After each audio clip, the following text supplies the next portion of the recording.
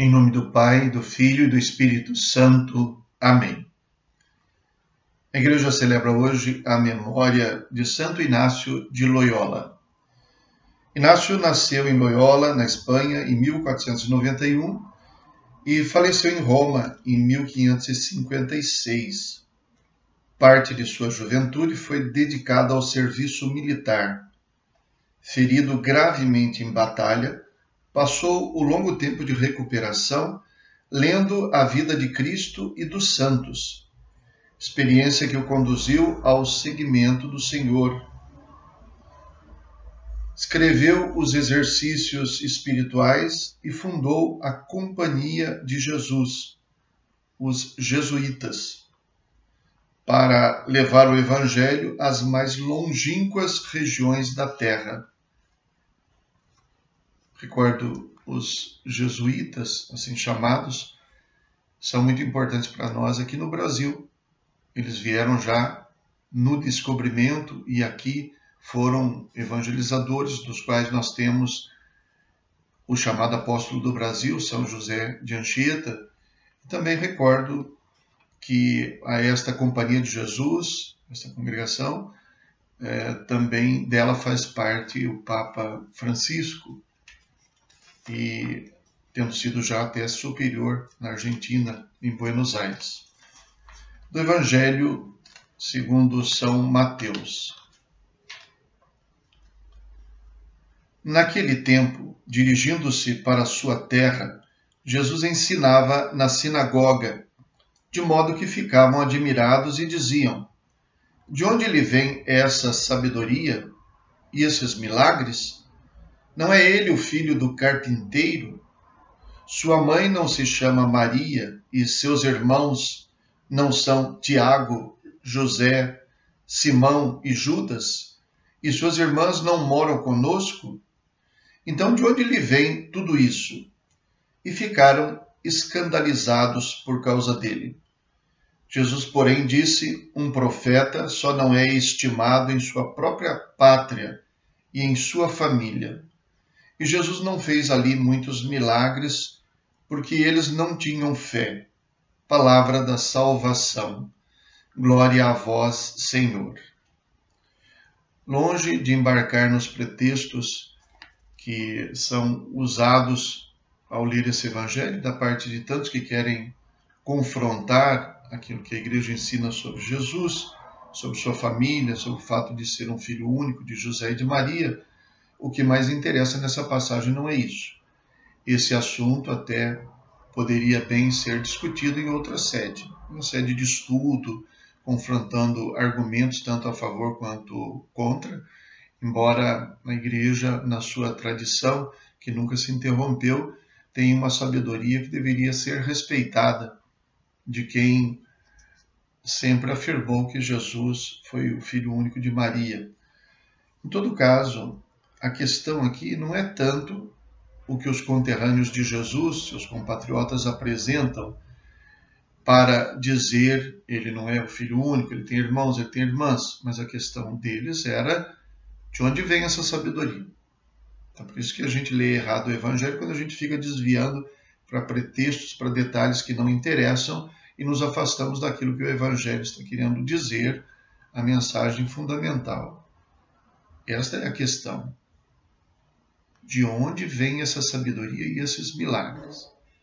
O fato deles descreverem os parentes, os familiares de Jesus, inclusive indicando que ele era conhecido como filho de José, que a sua mãe era Maria, que eles conheciam os nomes dos parentes dele, os chamados irmãos ou parentes, descrevendo aqui nesse trecho, pelo menos, o nome de várias pessoas, mostra o quanto eles tiveram admiração diante daquilo que ele estava dizendo e do que estava fazendo. Olha, ele cresceu aqui entre nós, recebeu a mesma formação que nós brincamos com ele, crescemos juntos. Mas onde ele aprendeu essas coisas que ele está dizendo agora sobre Deus? Esse é o detalhe.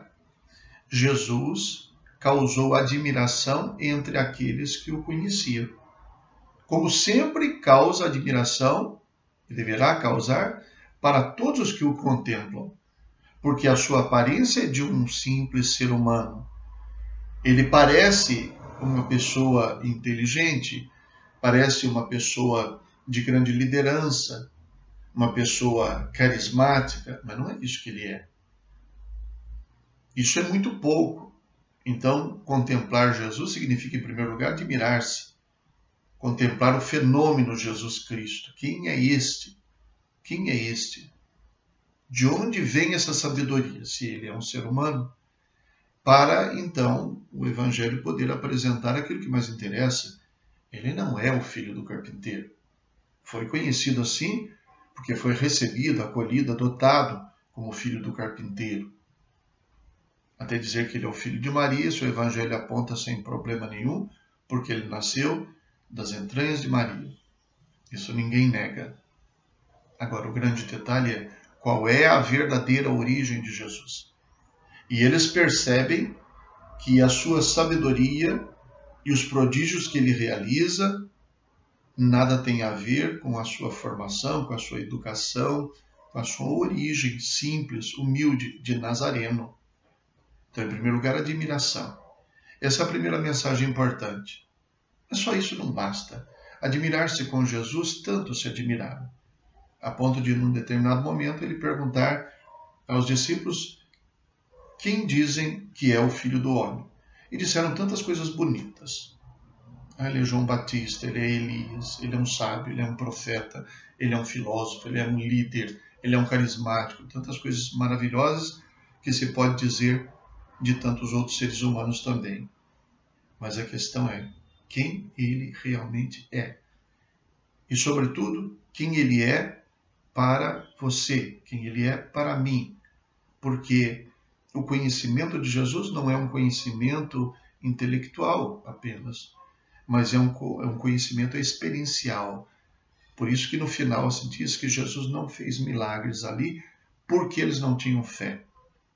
Não adianta saber o endereço de Jesus, onde ele mora. Não adianta saber quem são seus parentes. Não adianta conhecer a teologia e saber falar tudo sobre o Jesus histórico.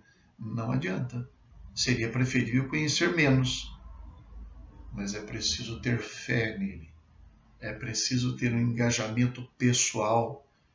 Para mim, ele é o meu Salvador.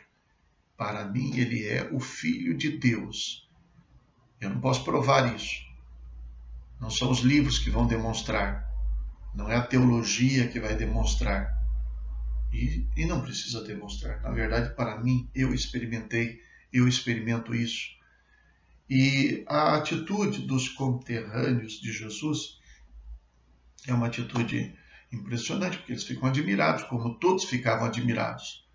Mas o resultado, nós vemos uma oposição. Diz o Evangelho, ele não fez muitos milagres porque eles não tinham fé. O resultado é, eles não têm fé. O resultado é, eles se escandalizaram. Escandalizar quer dizer tropeçar, né? Se ele encontrar um obstáculo ali. Jesus certa vez disse, quem se escandalizar de mim diante do meu Pai, quem se escandalizar de mim diante dos homens, eu também me escandalizarei dele diante de meu Pai. Então a questão é esta. A questão é não se escandalizar com Jesus, transformar a admiração em fé.